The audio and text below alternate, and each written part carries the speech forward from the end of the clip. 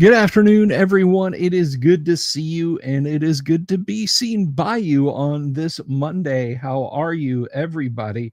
I, of course, am Bill Silva, aka the Dungeon Delver, coming to you live, loud and clear on a toasty Monday afternoon. Late Vinny Finnegan, Charles Latorre, Michael Connor, hello, and many others out there, great old ones, Wheeling Dragon.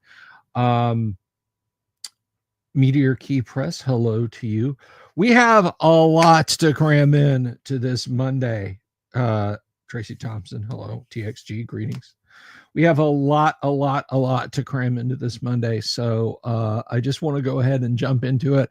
But before I do, the standard call to action.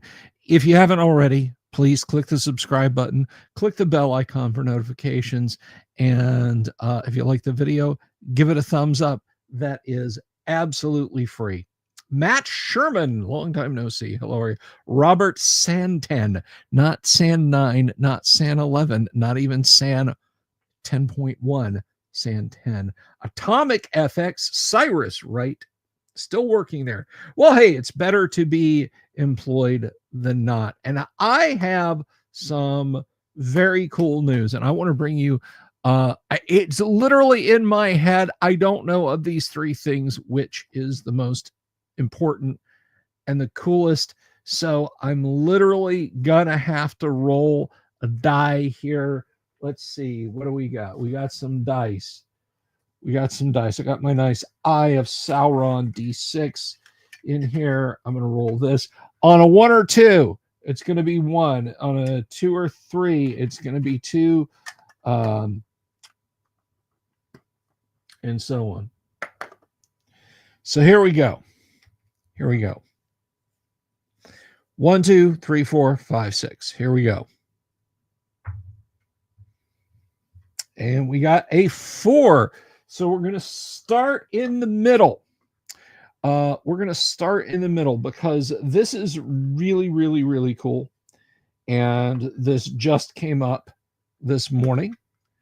So I have talked about the GWOC, the Great Underground Online Gaming Convention, the gaming con that cost you precisely $0 to attend. There's no airfare, there's no badge fees, there's no entry fee. It is literally just kick back, chillax, and enjoy the show. So I'm pretty hyped about this, guys. Actually, I'm pretty stoked. Fan of the show, Jack Bytor, reached out to me this morning. Now, I had mentioned on the GWOC that we were not going to be doing door prizes drawings this year. Jack Bytor reached out and said, "Hey, bro, I print and paint minis. I will gladly knock some up for you." And he's got an Etsy shop. If he had sent me the link, I would have done, I would have that now. But basically, guys, we now have something really cool, miniatures for you guys. And what's really cool about this is he's going to be doing the painting and everything in the drop shipping. You're going to get these from him. So we're going to do a drawing Saturday night at the convention. We're going to do a drawing as we have done the drawings before. I'm going to take your usernames and I'm going to draw from the wizard's hat. We're going to find out who won these kick-ass painted miniatures. I've seen a sample of them. So, I know how awesome that they're going to look. But if you game with miniatures on your table, or maybe you just like something cool sitting on your shelf, maybe something to mitigate a shelf of shame, these are kick-ass, and you're absolutely going to like them. So thank you from the bottom of my heart to Jack Bytor, and that is just super cool news. So yes, We have drawing material. We have stuff for drawings for this year's guac. Now, maybe you aren't hip to the guac yet. Maybe you don't know what it is, even though I just explained it. Let me tell you. Your question might then be, okay, well, Mr. Smarty Pants, Mr. Big Man with a convention that's supposedly free and online, how do I get there? I will tell you. Get yourself a Discord subscription if you don't already have one. And you come right over here.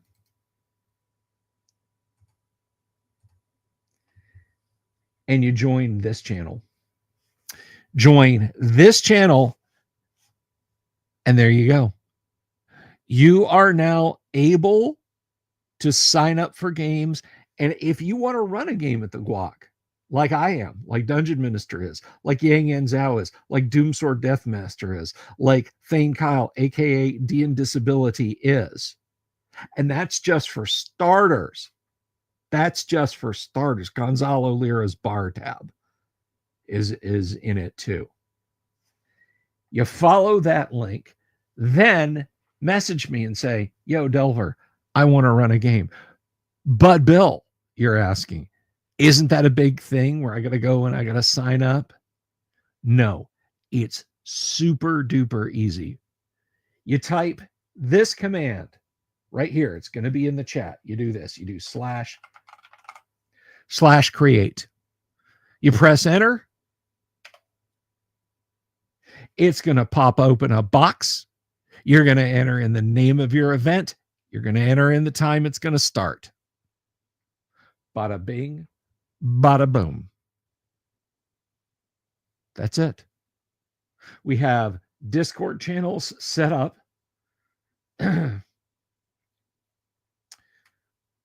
We have Discord channels set up.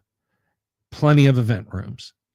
When your game starts or a game you're going to be in, you'll see its name on the left and you join that channel with voice. There is a text channel for chat, for dice rolling, for meme sharing, whatever, in each and every room.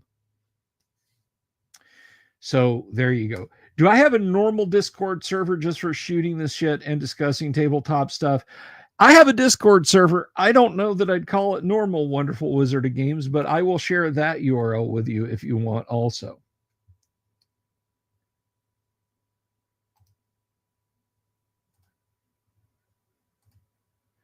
So you can come over here and join us there. I'm not going to put that one up on screen. You just copy and paste it. But anyway, so that's it, guys. That's how you get there. Now, if you're watching this like a week from now and you're frantically trying to find the guac, message me on social media. We tried. 3 grown men with a combined century of information systems experience tried to figure out how to make this thing permanent, and we couldn't. So it changes, and I can't do anything about that. I'm sure if I donated $500,000 to the people at Discord, they'd probably do that. If I had $500,000, folks, I wouldn't be donating it to the people at Discord, but I digress. So at any point in this process, if that link, if you're watching this after the fact, and that link right there, right down here, is not working, let me know and I'll get you the link. I promise. So, and as far as joining a game, if you look at the top of that Discord, you know, I keep saying, if you look here, if you look there, let me just show you guys. Let me just show you guys real quick.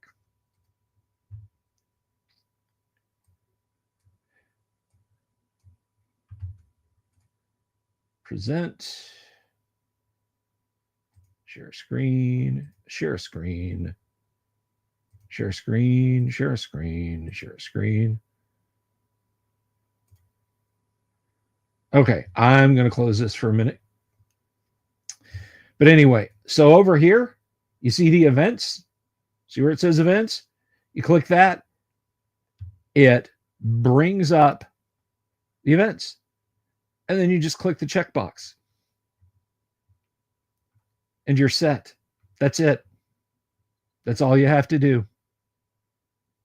That's all you have to do. Oh, look, I got people coming to my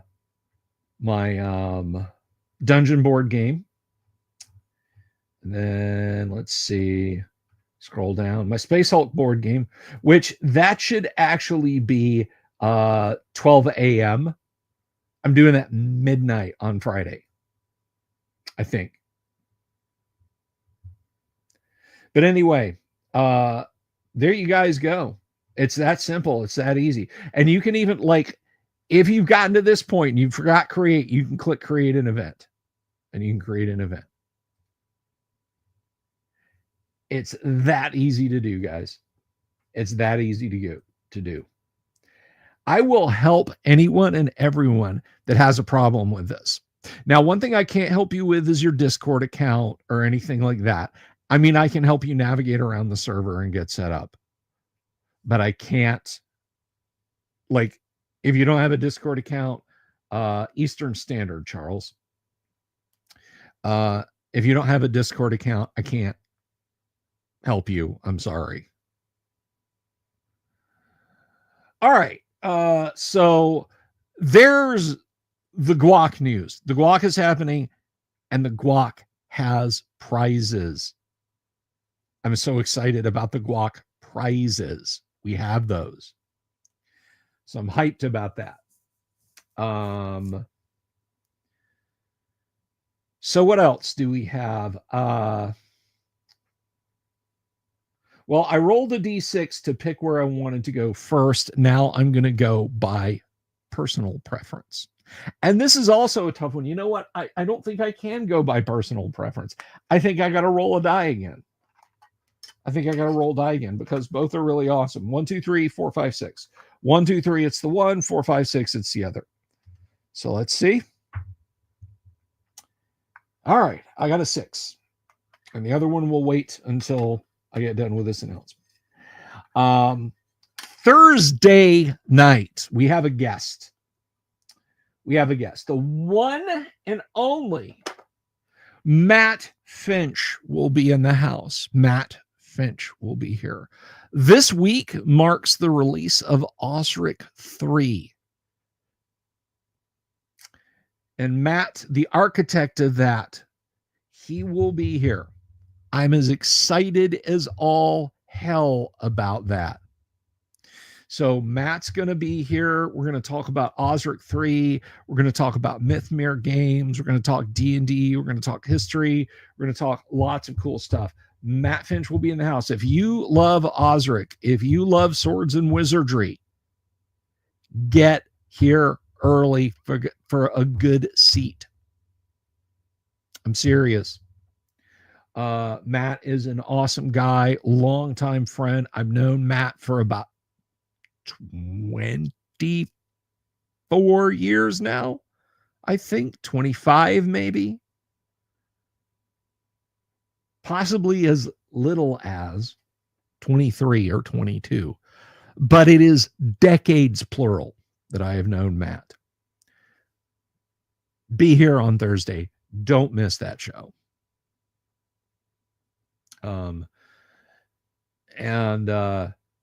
Yeah.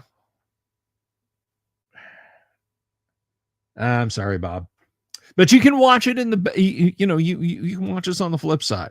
You can catch it at home. The recording. So I'm really excited about that. Matt, by the way, will also be at the Guac, Bob. So if you can't make it Thursday, Bob, Matt will be at the Guac. We are having Matt Saturday afternoon as a guest. So I'm very, very excited about that. Matt's going to be in panel. You guys don't have to rely on my good nature to type your questions. You can simply come on and ask them. So there will be a panel with Matt on it. Now, next up, uh, is the thing that I have destroyed my circadian rhythms. I really have. There was a stretch first of last week when I got about 10 hours, 9 hours of sleep in the space of 3 days. That's no bueno. It was largely in part because of the project. Some people, when I first started it, I thought it like I would be done with this in an afternoon or 3. There were long stretches of this where I despaired of it ever working. But I finally got where I wanted to be. No ifs, no ands, no excepts, no maybes, no, well, but this feature doesn't work, but it will. The first edition AD&D character generator that I have been working on for months, that I got 90% of the way 5 weeks ago now. Literally the last 10% of this has taken me 5 weeks. I had everything robust and working and bulletproof and not crashing. And in the space from when I got it from there to 90% done, I would say I've had in excess of 150 revisions to the program, probably more. I know as many as 10 or 15, possibly as many as 20 a day.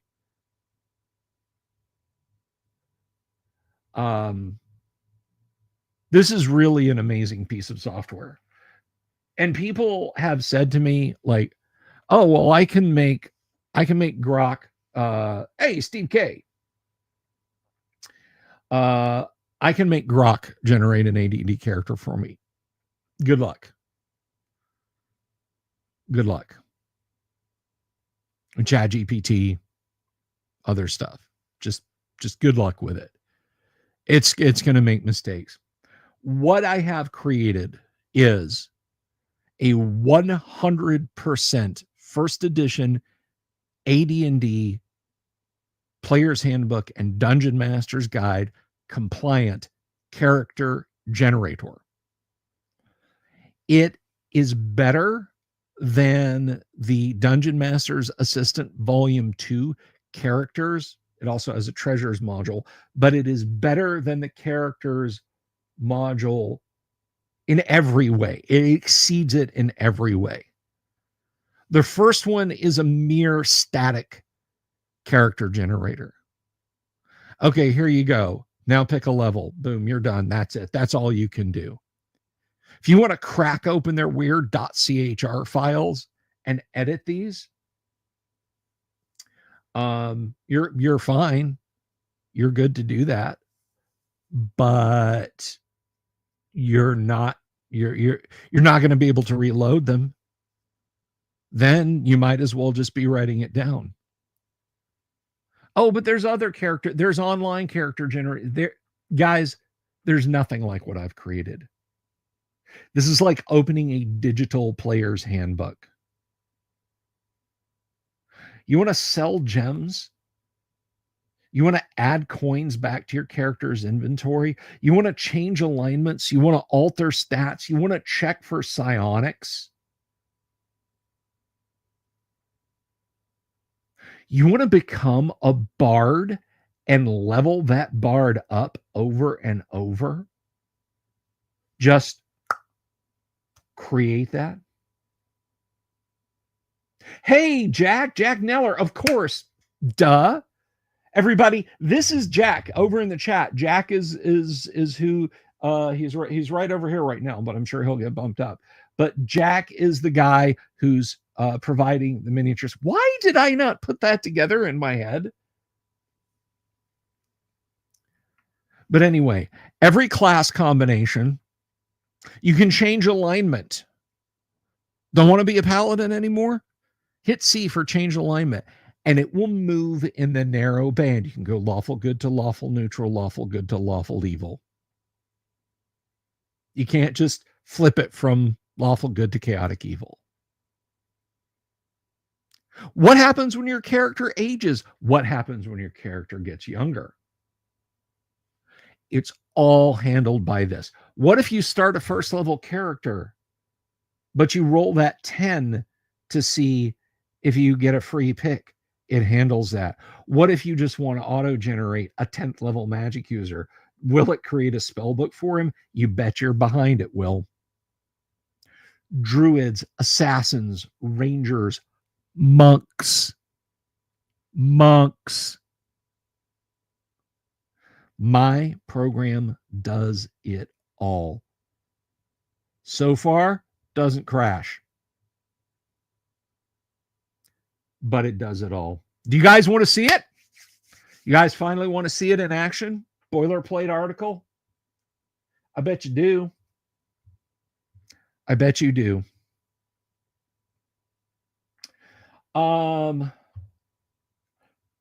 So Bob, I am actually working on a FAQ on how, if something that radical happens, you can go in and edit the JSON file. There's 3 methods of saving the character, but a JSON is always saved. Steve, I've got a Bard system built in there. I will gladly demonstrate for you guys.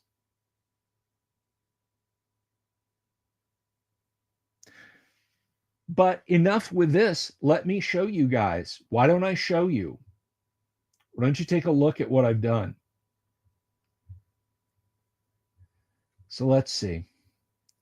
Let's go to Studio Presentation. Whee! I'm all the way up over here. Actually, I think over here would probably be the best.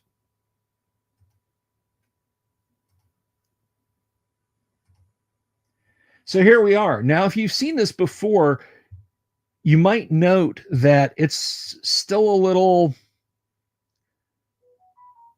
the interface ain't all it's cracked up to be. You know what? I think we can do a little bit better with that. Yeah, there we go.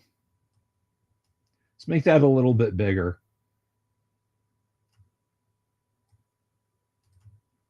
A little bigger. There we are. Okay.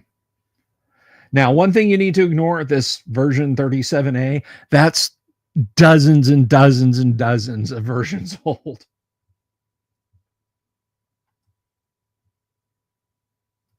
Hey, thank you, Steve K. I really appreciate it.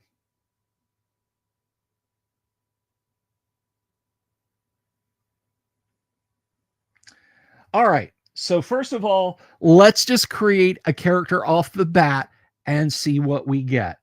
So we're going to do C for create. And there's our choices. Now, I know this breaks with tradition of Unearthed Arcana because that has a method 5 in it that is not manual entry. But I'm going to keep that in there. I thought about just having it as debug, but I think it's just going to be too useful for people who want to roll like 3d6 down the line, or they have some other array, or they actually want to do method 5, but all by hand.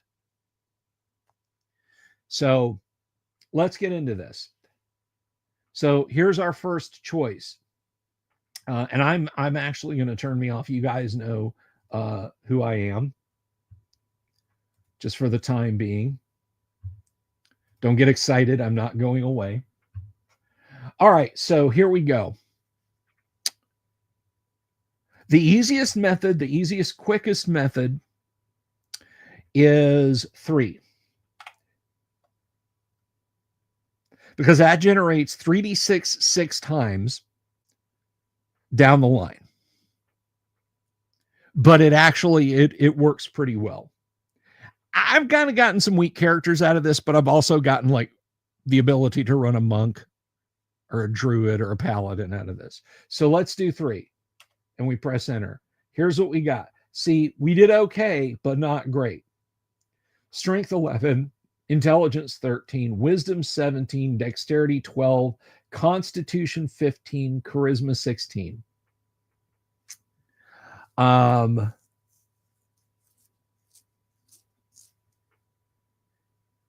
what do we want to do? Now, I'm not a person, I don't get upset about demi-humans. I know a lot of my fellow grogs do, but I don't. But I have a sneaking suspicion we might have paladin here. So let's go ahead and select 7 for humans. You selected human. Are we sure? Yes, we're sure. And we're going to go with male. No, so I don't have the stats. I have a 17. No, I have a 16 charisma. I have a 17 wisdom. There is a thin chance I could get psionics, and we're gonna check for that. So let's do this guy. Let's see. Doesn't have a great intelligence nor strength, but the wisdom is there. I'm feeling cleric. Let's do cleric. Level for your cleric, we're going to do 1 because you guys are going to see how awesome this is. We're going to go in with 1. We have 2 weapons proficiencies as a cleric. We're going to do melee, and that is a footman's mace. We're going to come back and we're going to do, let's see, we're going to go back. Hey, Damien, good to see you. And let's see, pole arms. Cleric actually gets a pole arm. We're going to go with hammer, lucerne. Now we got to shop for arms we got to shop for armor. So let's go to armor.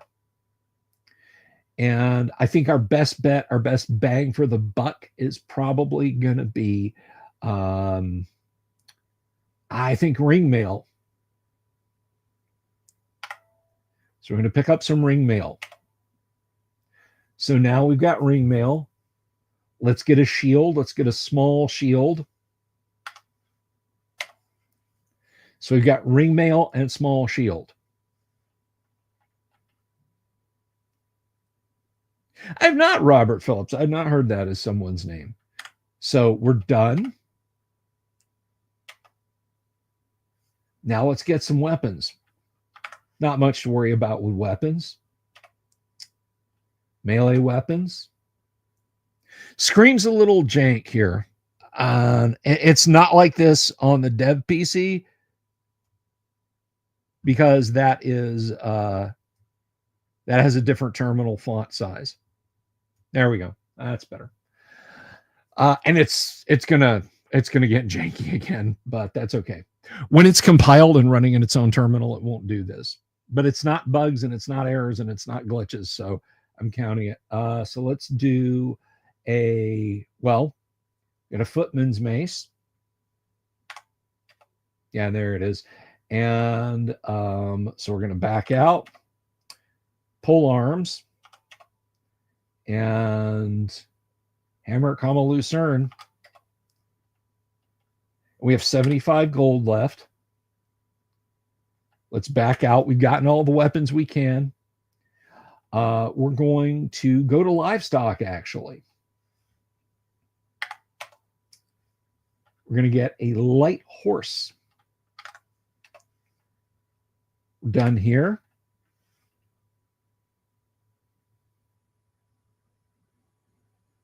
Emergent behavior is more prevalent the more lines of code. Okay. Let's see. Oh, we got to get religious items. A holy iron symbol. I have so many misspellings in the shopping stuff. It's embarrassing.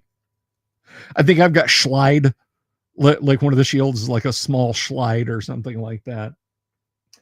All right, let's see. Holy iron symbol, Batman. It's done. And we got to get tack and harness. So let's do bit and bridle, harness, saddle, large saddlebags, and a saddle blanket. We've got 32 gold pieces left. So let's back out. A grail? So you seek the grail.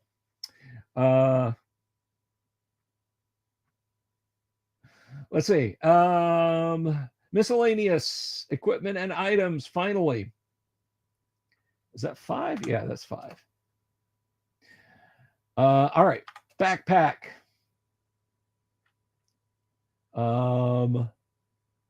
Small silver mirrors are expensive, Gary. Why did you make them that expensive? We're not going to be able to get one of those. We are, however, going to get a small helm. We're going to get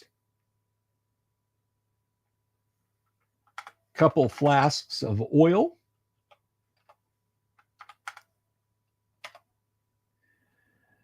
A couple large sacks.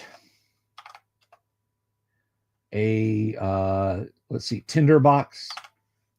Practically memorize these numbers. I could do this in my sleep, and a torch. All right, 16.09 gold pieces. So we're done. And we're going to get some provisions. Need food for our horsey and ourselves. Let's see. The silver mirror, that's how they get you. All right, so we've got some grain.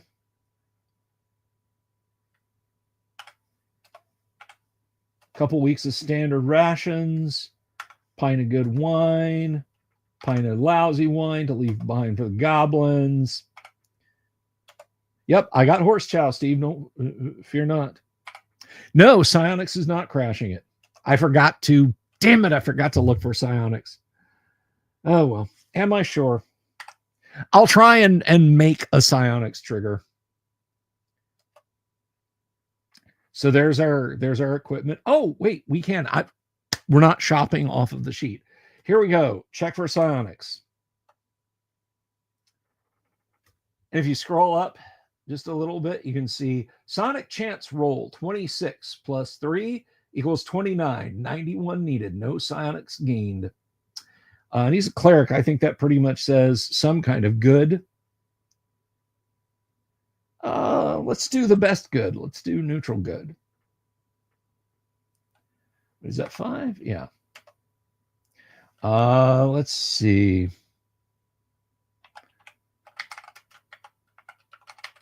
Father Mackenzie. And we're going to save this as HTML.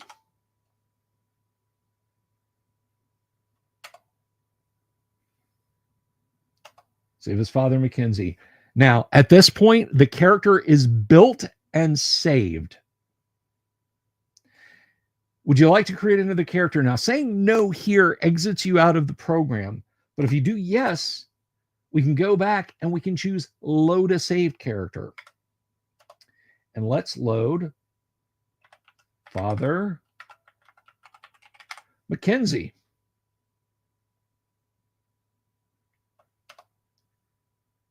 And here we have Father Mackenzie. The alignment's a little jank on this.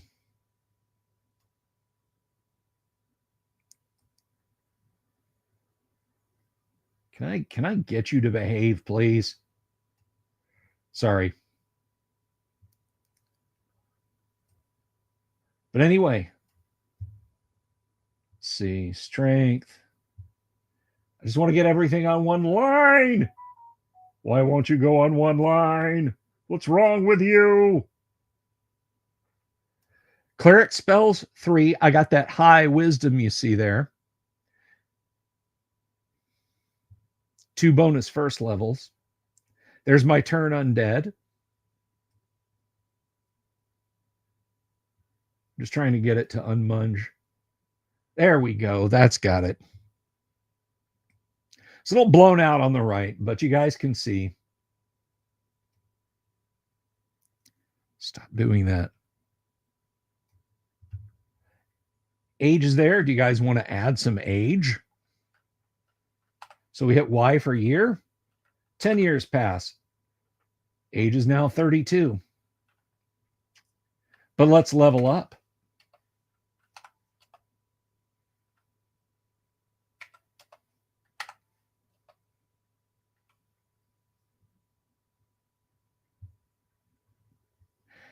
And on it goes. 15 hit points. Give him a wife. Yes, that's correct. That's correct. Now, let me see. So we're just going to quit out. Let's see if we can trigger psionics. Create. I'm going to do method 5. We're just going to knock out 18s down the line. This is a human. Male. Monk, doesn't matter. Doesn't matter. Done. Yes. Done. Yes. Yes. Damn it.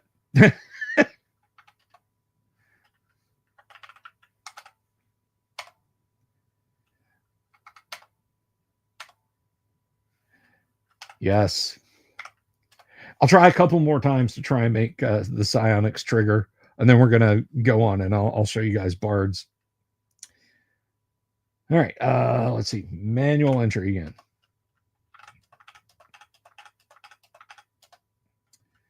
Human.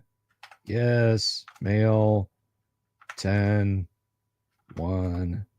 Done. Yes. Done. Yes. Yes. Dang it.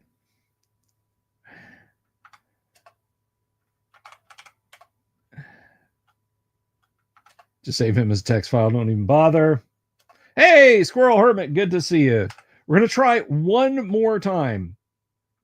No, paladins need, there is nothing that says paladins need to be celibate in first edition AD&D.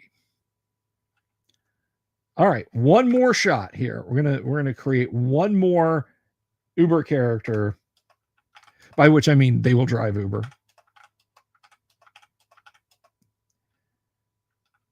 Human, yes. Male, magic user. 1. Done. Yes. Hey, there's a trip. Rolling for defensive spell. We get to pick our defensive spell, shield. Not going to do anything with this character, but we're done shopping. Am I sure? Yes, I am. Check for psionics. Here we go. Drum roll from the audience, please. Oh, no. Missed it by that much, guys. We missed it by 4.5. 4.5, and we almost got the psionics. All right. Neutral. Failed. Yes, we're going to create another character this time. Now, I am going to manually enter this. I'm not going to go quite as wonky. We're going to do 15s down the line. So we're going to do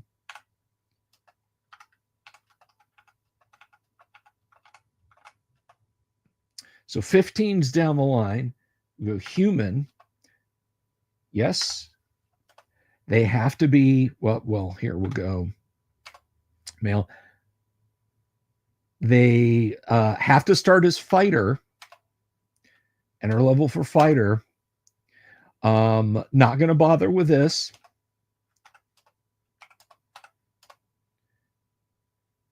Check for psionics. Yes. No ability score. Womp womp. But alignment is important here. Alignment, we're going to go with the neutral good.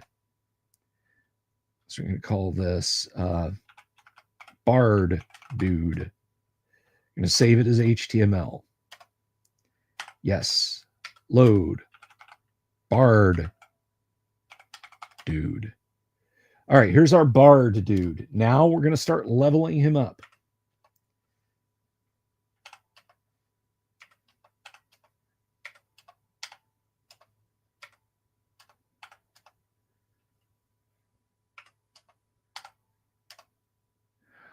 All right, he's level 6. Now we're going to begin dual class. Begin dual classing this character? Yes.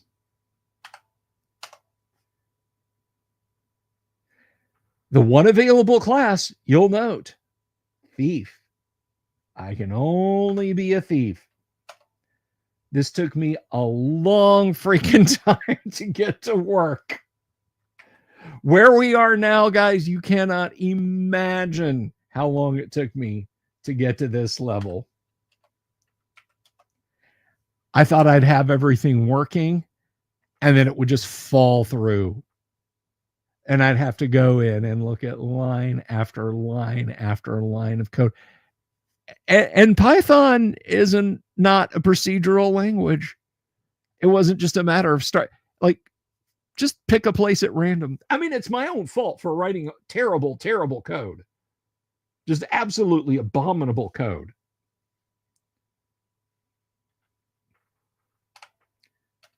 So we're going to level up.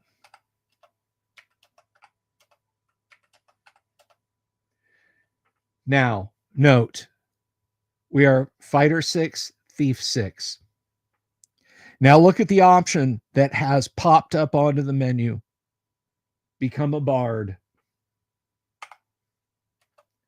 Become a bard? Yes. Now look at our character. Bard 1. Hit points preserved. College probationer. No additional languages. Charm person 15. Legend lore item knowledge 0. 1 druid spell. Let's level up some.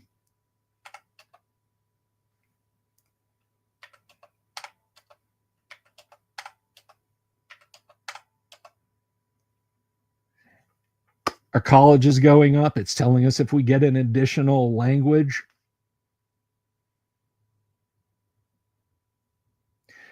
It just works, guys. It just works perfectly. I am so happy with this. Hey, Eric Sangster. This thing does it all. It does it perfectly. We're going to save this character, even though we need to go. Oh, shopping. Right. We never spent any money. Let's go to purchase. And we drop right back to our shop. We have 180 gold. We can go shopping. 19 years old. Yeah, I mean, it doesn't auto age as you level up, but then D&D doesn't either. Maybe he just had a really successful couple of weeks. But yeah, we can come in, we can spend some money. Bards use chain or leather armor. They can use magic chain. Leather armor. Done shopping in this category. Let's buy weapons. Melee. Let's go with a dagger.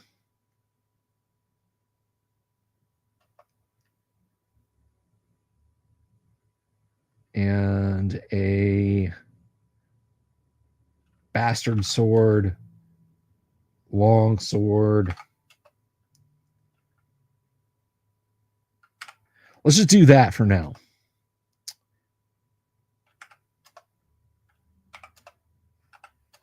And that brings us back.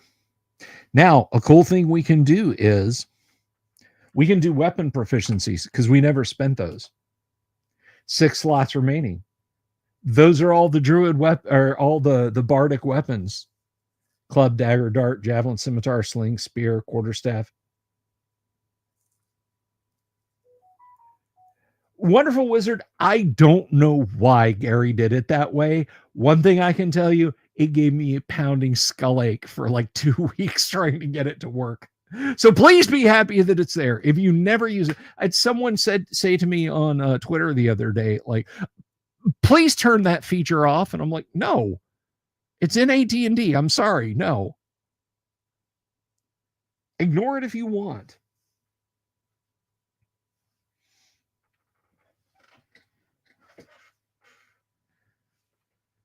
I think Bard was a ranger. I think he had some ranger abilities.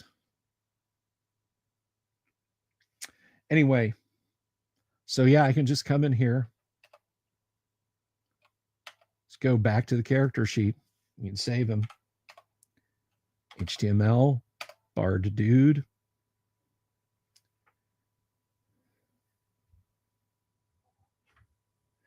Now I'm going to do, let's see, I'm going to bring this up. And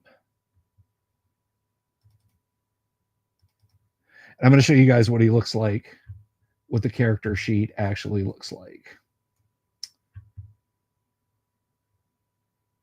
So you're going to come in here. But guys, it works. It works completely. No more, oh, yeah, it works, except it just works.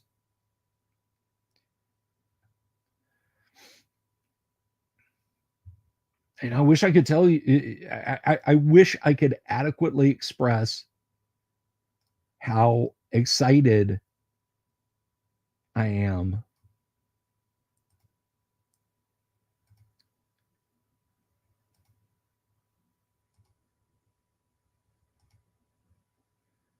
Why isn't that showing up? That should be oh, because it's not switched on. There's his character sheet, everybody. There is his character sheet. That was where he maxed out with an XP.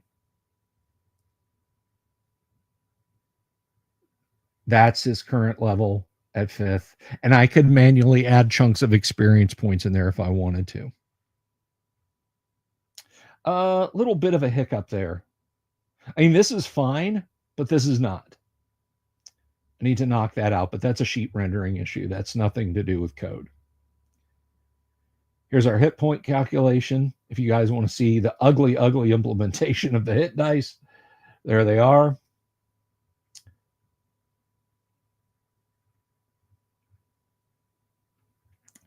He's armor class 9 with that leather armor. Bardic abilities, thief abilities. Ooh, I should make sure that the sheet shows spells. Oh, yeah, it does, all the way down at the bottom. Druid spells, all the way down here. But there you go, guys. That's where we are. That's where it's at. That has eaten months of time, but holy crap, it works. It freaking works. So what's next? Maybe you're wondering what's next. A better looking user interface. Nothing's going to change as far as the data. Just there'll be some color ASCII graphics in there. Nothing too distracting. No, it won't get a point and click mouse system. I can't do that. I don't know how to do that. There are toolkits that are fairly bulletproof, fairly idiot proof, to which I say, I'm a better idiot than any of these guys ever met. But I didn't start with those in mind. It literally months ago began as a thought experiment. Can I do this? I started out trying to figure out how to do 4 dice, 6 discard lowest, and arrange those numbers to taste in an array: strength, intelligence, wisdom, dexterity, constitution, charisma. And yes, that is important. You don't put all the, well, the charisma based stuff goes here and the physical stuff. No. Strength is most important to fighters. Intelligence is most important to magic users. Wisdom is most important to clerics. Dexterity is most important to thieves. Constitution is important to everyone, as is charisma. It's a very specific reason why it's like that. But anyway, yeah, it took me weeks to do that. And then I said, well, if I can do this, what about moving them up and down based on a race that's chosen? Okay, now what about setting a class? Now what about adding a list of spells that can be plucked from. Now, what about hit that? And it just on and on and on and on. I didn't have a worksheet view for the longest time. You could load the character in, but it would just keep blowing the data off the top. Just constantly keep scrolling it.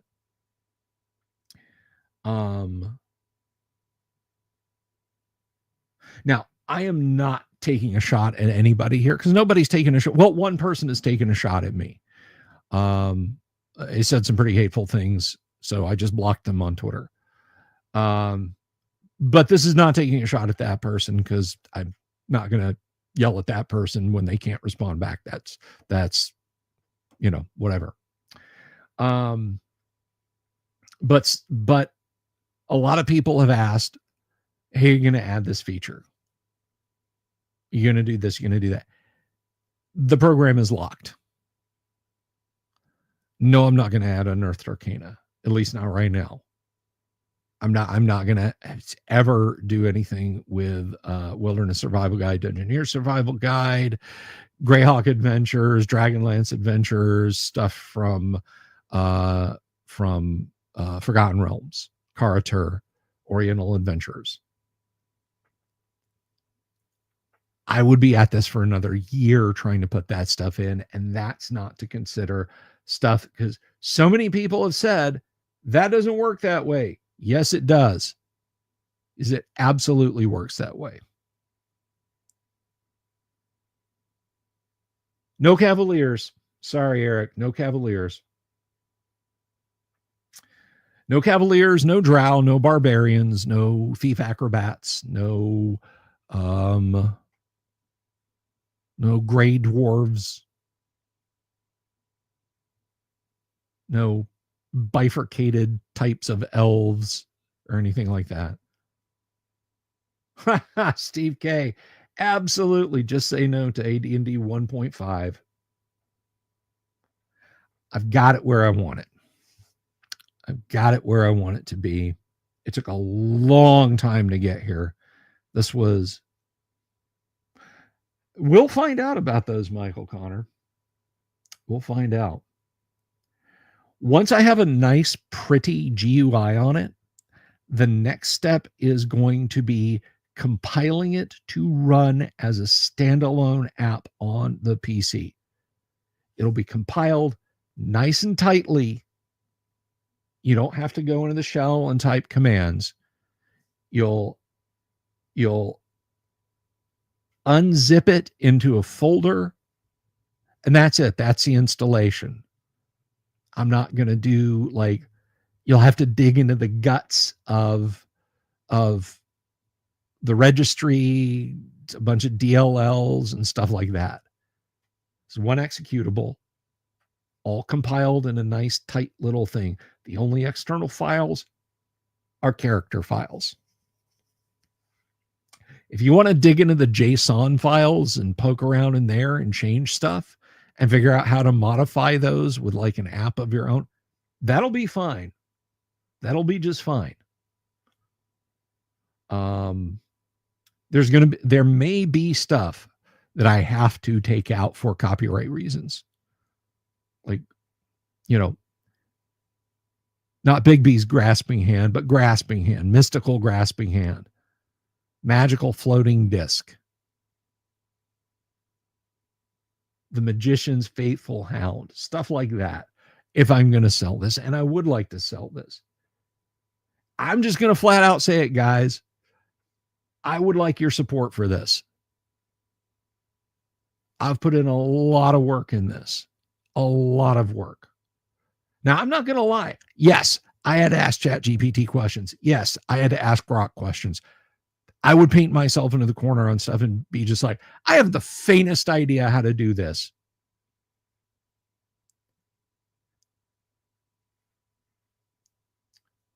Joe, I don't have spell descriptions in there. The spell database would be ponderous. It would be absolutely ponderous. just the amount of words I would have to type. Yes, but Gary was leaning into Unearthed Arcana and stuff like that. Sheila, the acrobat, was also in there.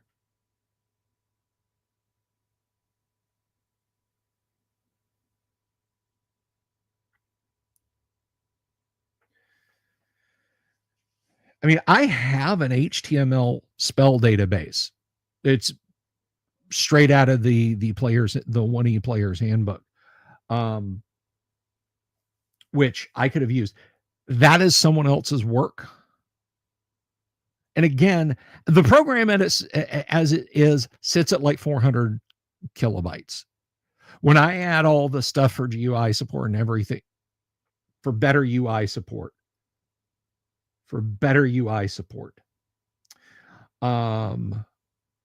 it's probably going to balloon up by another maybe 50 kilobytes or so. I don't know, maybe 10 kilobytes. I don't know.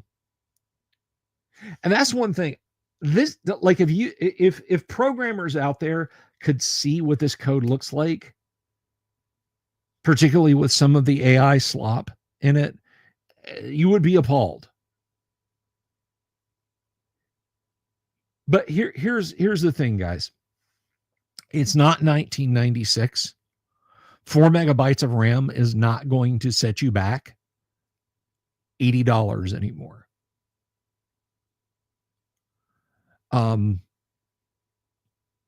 For a program like this, where I'm not trying to get an extra 100 frames a second, I'm not trying to render terrain as photorealistically as possible, as fast as possible. Code inefficiency doesn't really, I don't care. I don't care. This will run comfortably on a machine with a couple of gigabytes of RAM, as long as you don't have a billion things going in the background. I developed it on a machine with 32 gigs of RAM and an 8th gen. And again, I love it. I love it. Wouldn't it be sweet? Yeah, that would have been great back then.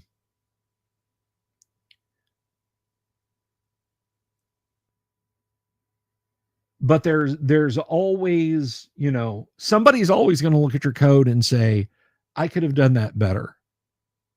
I could have done this in half the amount. Look at all this. I don't care. Once it's compiled and it's locked up tight, I mean, like a single still image from a Call of Duty game for the Xbox, I'm not kidding you, this is not hyperbole, is bigger than my program. Because you do a screen grab from a Call of Duty game and it's going to render like a 1.2 megabyte JPEG on your machine.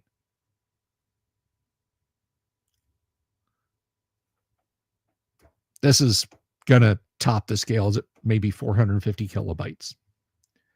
So I'm not super worried. I'm not super fussed about code efficiency. And again, if people dug through here, they might just be like, oh, that's not right.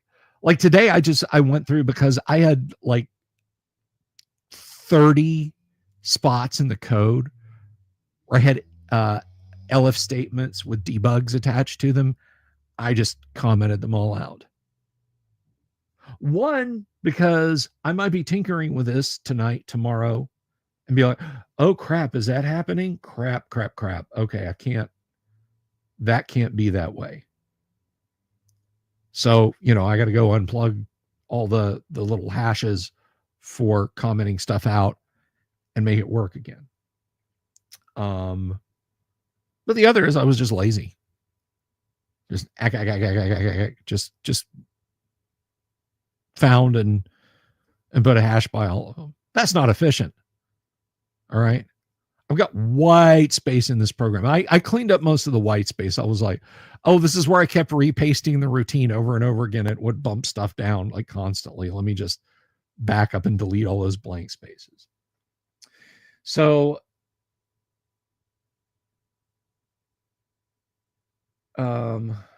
Oh my gosh, I'm right. An unfortunately annoying character. Not. I'm not following you, Eric. But anyway. Oh, speaking of annoying characters. No, I want to finish the thing. One person, and I'm not naming them, and I'm not going to share screenshots or anything like that. Was yes, Eric the Cavalier was super annoying. But one person was really just they were mocking me for having the aging system and having the bard system in,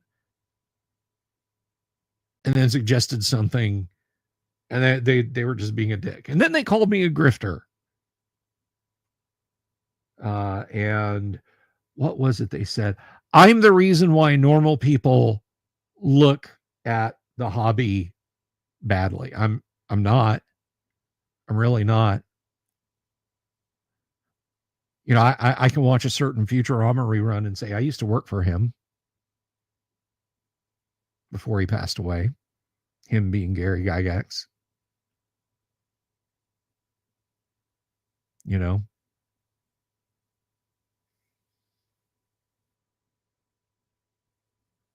Oh, by and large, I'm ignoring them. But the funny part was this individual didn't fucking understand that aging and bards are core first edition AD&D. That's how you run the game. Is if a character has the bard stats and they want to do it and you're including them in your game, the way I do it is the way it's done. Aging is handled the way it is handled in AD&D. So I don't know what this person had up their ass other than a dislike of me. And they can go straight to hell. And that is literally on the air or in private the last thing I'm going to say about it. Buddy, if you're hate watching right now, first of all, thank you. Because guess what? YouTube doesn't care how you interact. You hate watch me for 30 seconds, goes down as a view. You thumbs down, goes down as a view. You subscribe just to get in my live feed to say something nasty about me, YouTube counts that. So that's the last I'm going to say about that. He can have a nice life. He's blocked on social media. Just that it was funny that someone was calling me fake when literally Googling Python help and the player's handbook and Dungeon Master's Guide was what I had on my desk. All right. Thank you, Eric. Eric is cooler. Eric is absolutely cooler than Cavalier Eric. He's absolutely. He's not running and hiding under his shield. Best way to unveil how good the program is: run a classic like Ravenloft or Borderlands by giving players pre-made character sheets you made with the program. I would like to do that. I would really like to. One of the reasons, okay, so I have to step back.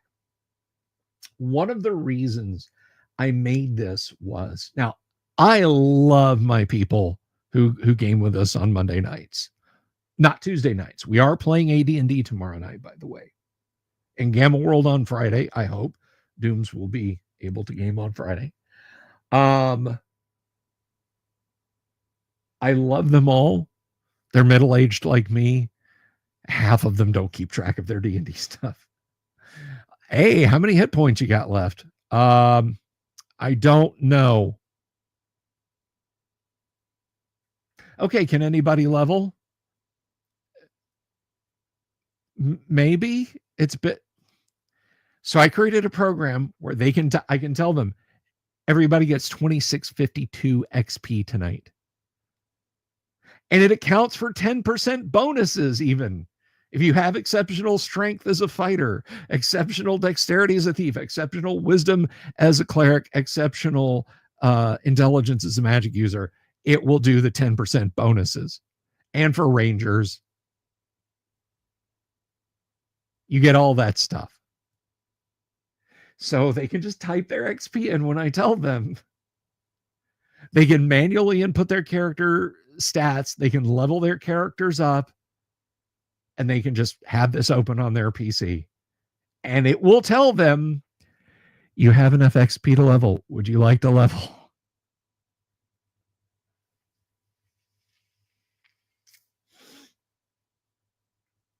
And that's how it works. That's one of the reasons I did it.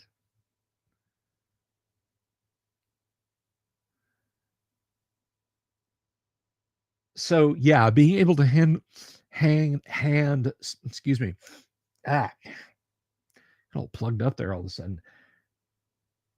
The best thing to do, again, to hand somebody a character made with this and they can understand it. I agree 100%. One of the things that I absolutely love about it, and this is something that the Dungeon Master's Assistant characters did do, is the fact that it will generate a high level spell book. Now, it's not as full as those spell books, but that's what adventuring's for.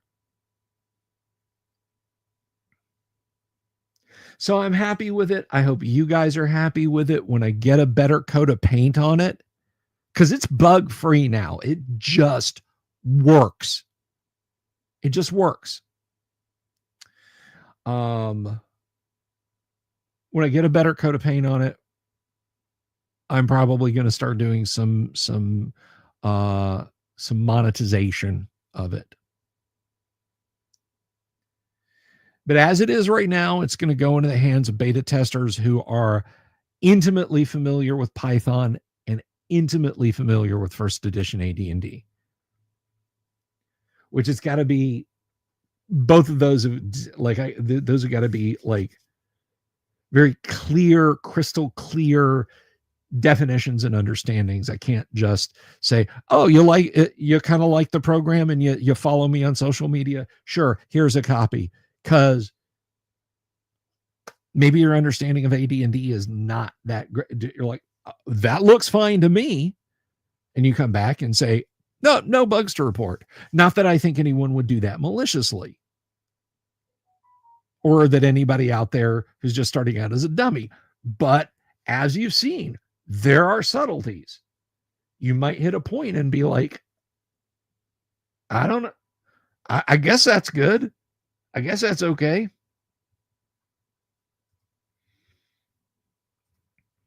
So I don't want anybody to think that I'm like, this is only for my friends.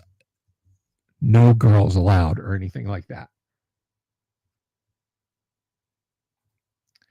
I just want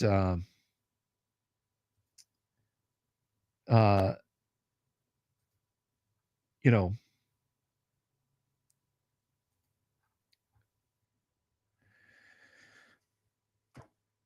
I just want there to be a final state where I hand it off to people and I'm like, there you go.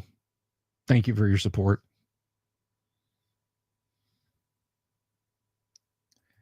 So we've kind of reached the top of another hour, kind of coming down on the other side. Are there any questions I can answer for you guys about this, about the guac, about the week ahead? Let me know. Yes, Wonderful Wizard of Games, precisely. Exactly. And I don't blame anybody. Like if I ask a dozen people and 3 agree to do QA on this thing for me, I don't blame the other 9 for not wanting to, because the QA rules are going to be like, sit down, open the player's handbook. I want you to just create variant dwarf characters. Fighters, fighter thieves, fighter assassins, with differing stats and differing equipment purchases. Just churn through those and see if anything breaks, and when it breaks, what their stats were, what level were they, what did you buy, what was their alignment, what were their hit points, when did it break in the program. Give me screenshots. I don't blame anybody for not wanting to do that in exchange for a free copy of the program at some point down the line.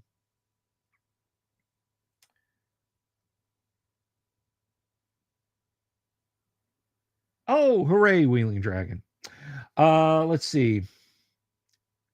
Would my players be running this on their own devices during play? If they want, yes. I mean, there's nothing here that hooks into a virtual tabletop. That's not what this is. This is a very narrow accounting program. Think like Oak Tree or Peachtree Street accounting, but just for AD&D characters. That's what this is. I don't know, Zachary. That's a good question. I don't know. Does anyone do I remember drinking bug juice as a kid? Yes, in the little barrels. Hell, I still see it in the cooler at 7-Eleven. I'm going to grab one day. It'll probably stop my heart because it's sodium and corn syrup. It's like sodium, citric acid, corn syrup, and yellow dye number 5. Yeah, VisiCalc for D&D. Cornerstone. I'm going to age myself unbelievably. It's Cornerstone. What's the news of Gamma World? Joe, I hope we've got everybody here on Friday for Gamma World. You know, just as a palate cleanser, I might write a program. I might write a 1E Gamma World character generator under the same auspices of this.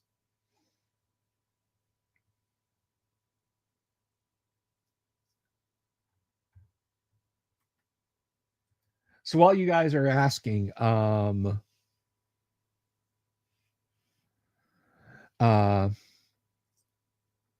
you guys are asking, are typing up questions, there used to be a company called Infocom. I have one of their boxes. Yeah, or I have 2 of their boxes right here. This is for the Hitchhiker's Guide to the Galaxy. And they made amazing text adventures, despite how the cover looks, the inlay looks. What they made were text adventures. And they worked in concert with Doug Adams to produce this one. My favorite fantasy novel series. My favorite fantasy novel series. It is a tie. It is either the Fafhrd and Grey Mouser stories or the Chronicles of Prydain. And you might think, well, whoa, wait, what about the Lord of the Rings? That's a single book. That's my favorite fantasy novel. My favorite fantasy series, Chronicles of Prydain or the Fafhrd and Grey Mouser stories, a toss-up. I was talking about the character generator, Viking Hat GM, and the fact that Matt Finch will be here Thursday, and the fact that we've got the guac rolling on in just a couple of weeks. Anyway, so Infocom was a video game company. Yes, that's my co-host, by the way. All you guys up front, move, make a seat for him, please. Or no, Kyle, come around back. Tell Jim to let you in through the access hall. Come through the green room, and you can sit up in the studio, dude. But anyway,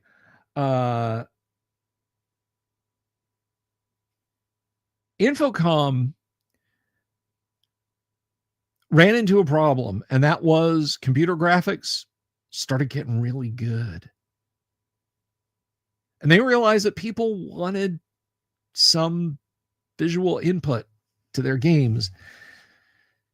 So their new CEO sank millions of dollars into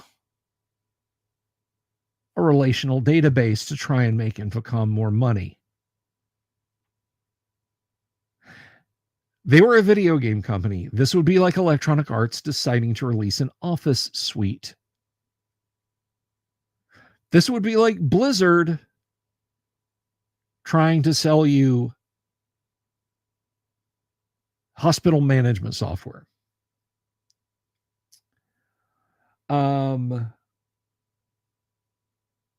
It didn't go well. As far as I'm aware, they only released a demo of it. You could buy a demo floppy disk from Infocom you could send away, and it was like $9.99, and it had truncated copies of all of their games. It was a sampler. Yeah. Good one, Doc Flamingo. Hello, by the way. But it was a single floppy disk, and it had a time and accessibility limited version of Cornerstone. Now, myself and my sister's husband were hyped about it because we both loved Infocom games, and we're like, they're branching out. They're going to be huge. They're going to be huge. You're going to be running Infocom everything.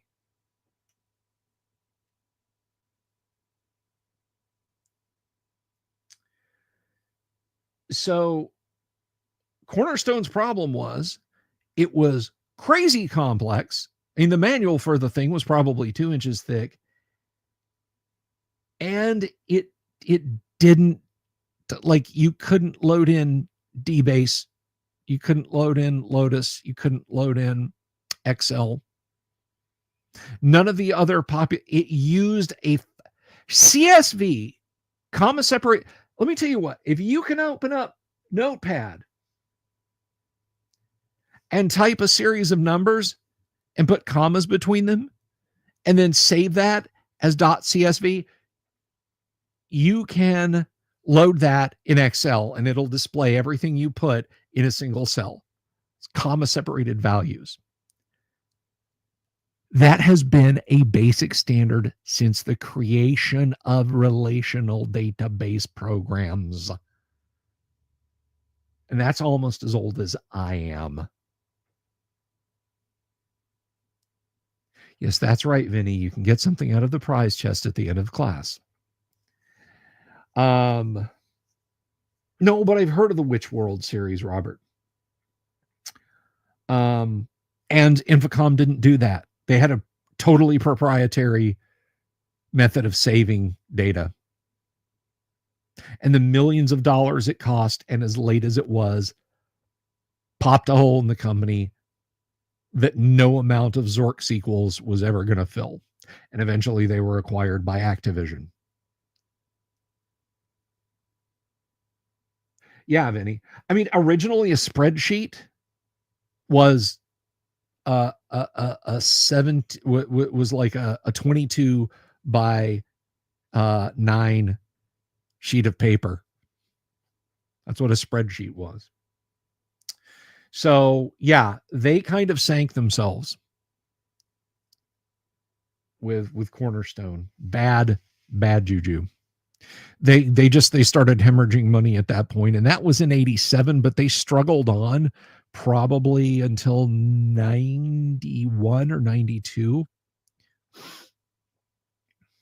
But by that, I mean, when multimedia came around, like they released a Zork FMV game.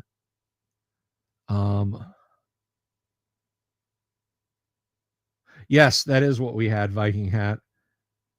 That's what we had before we got the paperless Office.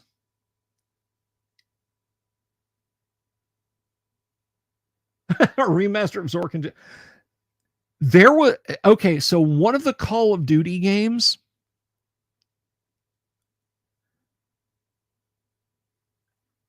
there's I don't know the plot of the Call of Duty games. Used to be parachute or beach land in Europe and do what one does during World War II to the opponents of the United Nations in Europe.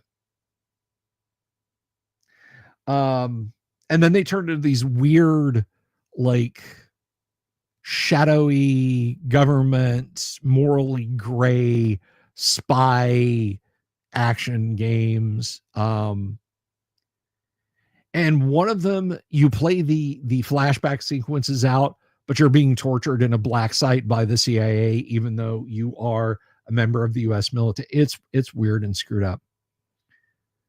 But during one of those cutscenes, they don't say this, but there's a key combination you can press to get up out of the chair and walk to a computer in the room, and you can play Zork in its entirety. It opens a virtual terminal Like you're sitting down, like if you know using the computer terminals in Fallout, you know what I'm talking about. You sit down and it is the entire game of Zork. I don't know if it's Zork 1, Zork 2, and Zork 3, Spellbreaker, Enchanter, and Wishbringer, which would be awesome, like all 6 Zork games just stacked in there. Because I mean, that would be like 500 kilobytes. And for a Call of Duty game, again, that's less than half of a screenshot. So Call of Duty steals Stalin's child's ice cream. Stalin's child got the hell out of the USSR and lived happily in the United States and India for the rest of her life. Stalin's granddaughter is about my age, and she lives in Seattle and runs like a punk rock art boutique. Thoroughly American, she is. I love it. I love it. Anyway, guys, we're coming up on the bottom of the hour. I'm going to scroll back and see if I got any questions, comments, anything like that. West End Games made by Chico. I don't know. Leisure Suit Larry, really overrated for the content you're looking for. Already answered. Yes, I remember drinking bug juice. Joe Kaufman asked about Gamma World, which I think I answered, but I hope that everyone will be here Friday. If not, and it's going to be a permanent thing, I may ask. I may put up the bat signal. We'll have to see.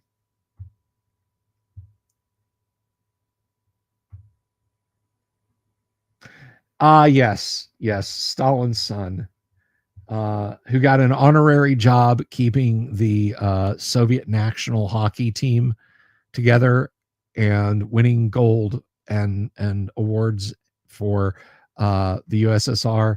And then they all died in a plane crash, and he covered it up and hid it from his dad.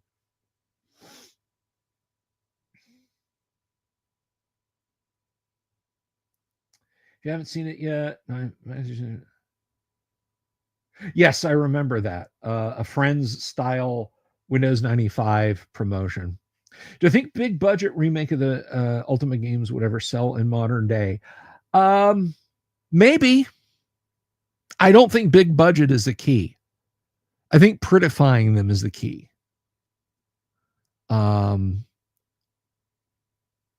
once you got to the point where they were doing almost like a Tomb Raider type thing with Ultima 9, I think, and Garriott was effectively out of the picture. Like, I remember when that game came out, the top of the line, yes, I spent $4,000 on this PC, was a Pentium 2 450 with twinned Voodoo 2 12 megabyte cards in it. And people who had that setup were saying the game chopped.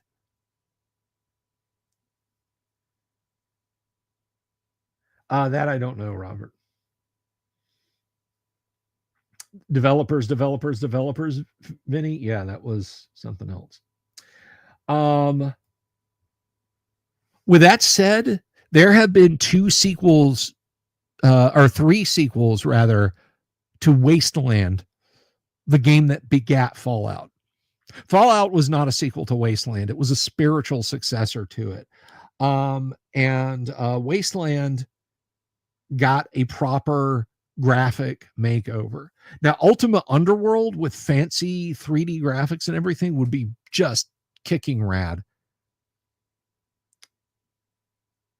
What is my favorite AD&D book? That is a difficult question to answer. I'm going to have to say The Dungeon Master's Guide. And that is a very tight race with a monster manual, you must understand. But I'm going to go with Dungeon Master's Guide.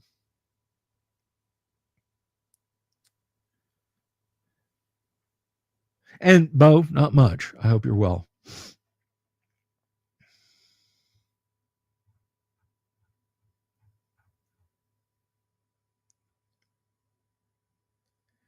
So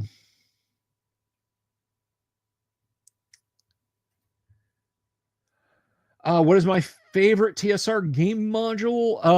B2, Keep on the Borderlands, tied extremely closely with S4, Lost Caverns of Sochconth, but B2 just edges it out. What is my favorite character race? Paladin human.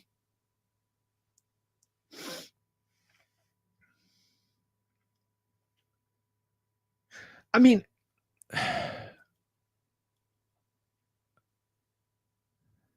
Keep on the Borderlands is a microcosm of D&D. It is practically a mini D&D game unto itself. If Gary had put one page with printing on both sides explaining the rules of D&D in there, that would have been a beginner D&D set by itself. I think you could have condensed the D&D rules comprehensively to 2 to 4 pages, enough to give somebody a copy, Keep on the Borderlands, and a packet of Dragon Dice and said, go. How do I know that? Because I did it and it didn't have those rules in there. That's excellent, Vinny. Harold Johnson is a great guy. The Peck. Yes. What is my favorite polearm? The bill hook. Yes. The bill. The me hook.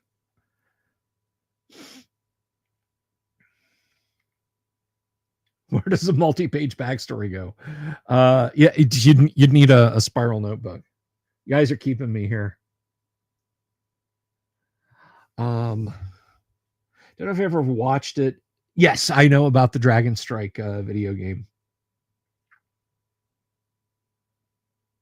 I know about that. There are some TSR promo videos from the 90s that have just gotten swept under the rug that are hilarious.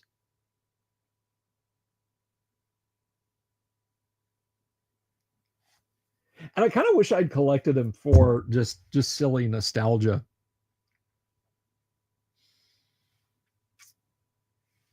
I was watching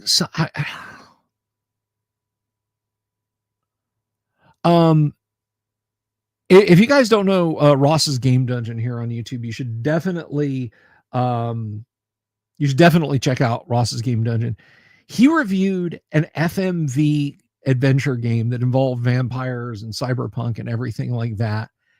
And it was not released by TSR.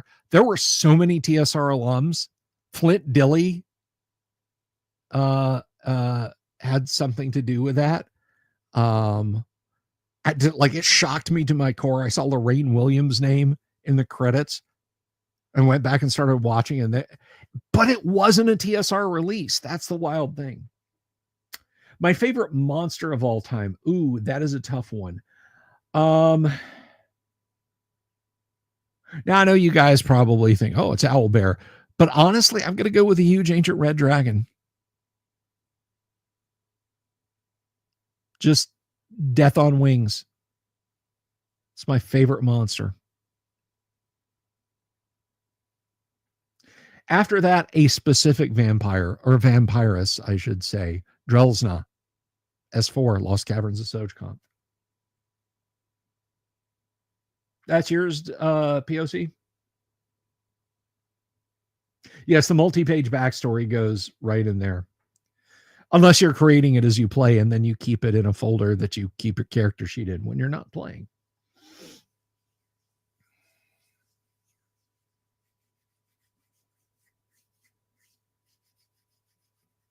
Like the shambling mound. Which is just it's the man thing.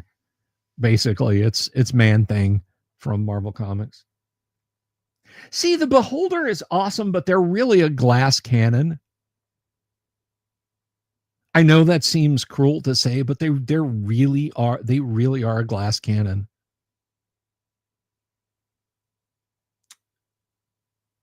Thoughts on the Warcraft RTS games? It was hilarious to click on individual soldiers over and over to get all their dialogue. I don't do RTS games much.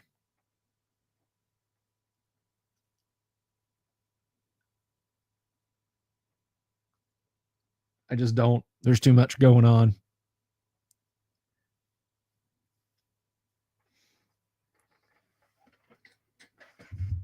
And I know that StarCraft 3 basically built Korea's economy, or StarCraft 2 rather, built Korea's economy between like 2000 and 2009.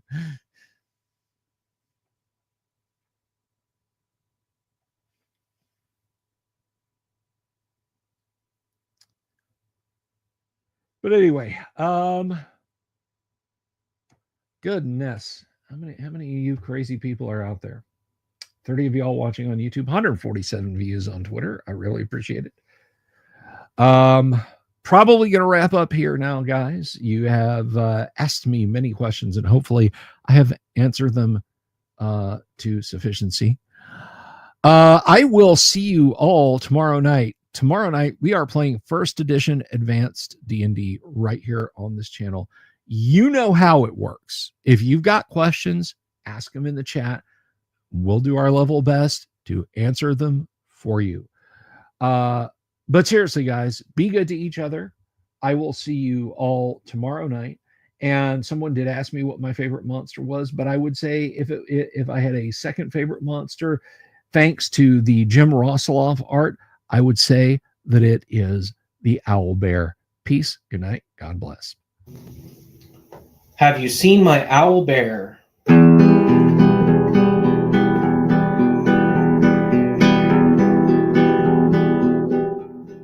Here's to all the weirdos everywhere in the woods and in the air. Have you seen my owl bear?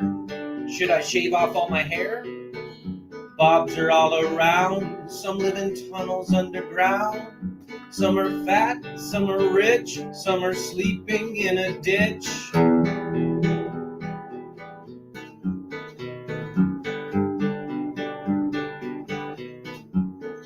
Can you ride a crooked horse without a saddle way off course?